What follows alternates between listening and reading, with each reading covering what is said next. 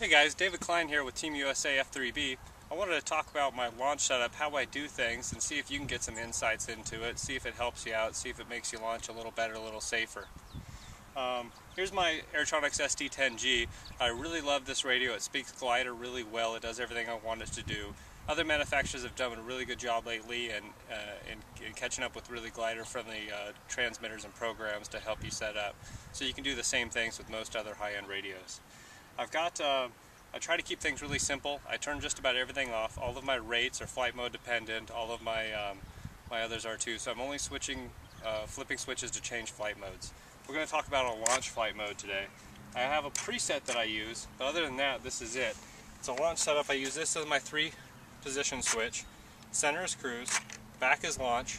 I transition from launch to the bucket, which is my speed reflex mode. I push down and I pull up. Got a lot of down elevator, just the right amount of up, and then I come back to cruise. Again, in launch, I've got a preset that actually, the only thing it does is make it safer to launch. When I pull the preset, my flaps don't move, my ailerons come up about 3 or 4 millimeters, and I get about a millimeter and a half of down trim in it. This just makes it come out of the hand extremely well behaved, very tame. Again, here's a shot of my transmitter, SD10G. This switch on the top, 3-position switch, towards me is launch, center is cruise, away is my speed mode, which I use in my bucket, launch, and then on the right hand side here I've got a little modifier that just gives me a little bit of down trim and a little bit of up aileron, which makes it very stable and very tame. My launch comes up, I set it up where I want to be. As soon as my plane is steady state, I click that out and I get a very aggressive elevator trim setup.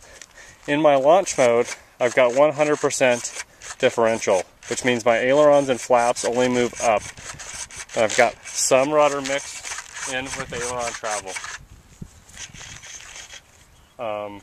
Other than that, if you notice, I have a lot of down elevator in my reflex mode. A lot of down elevator, and just the correct amount of up. I deal with the large amount of down elevator by putting a fair amount of expo, so that when I'm flying on the course I can make very small down elevator adjustments without stuffing my model. The reason I have a lot of down elevator throw is I want to transition from launch to the dive as quickly as humanly possible. I want that plane to pop over really quick, and we'll talk about that in the next video.